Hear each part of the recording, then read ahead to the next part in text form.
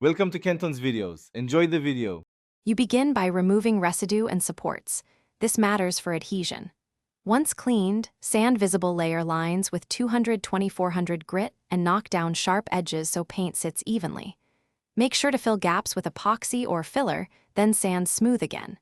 Next, choose a plastic-compatible primer and apply 2 thin coats rather than 1 heavy one. This prevents runs and reveals remaining imperfections. Allow tack time between coats so the primer levels and creates a consistent base for color. You now build the color in controlled, repeatable layers so the finish stays smooth. Use an airbrush with paint thinned about 10-20% or a brush with slightly thicker mixes. Spray passes should be thin and overlapping.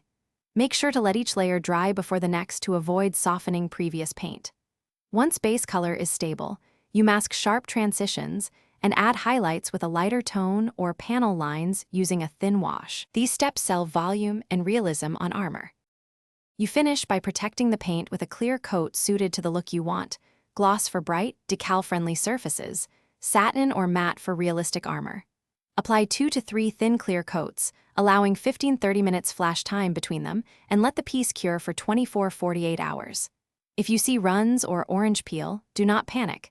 Sand wet with 800-1200 grit, clean, and recoat. As a rule, test adhesion and all steps on a small scrap before doing the main piece. Thanks for watching. Consider subscribing if we helped you.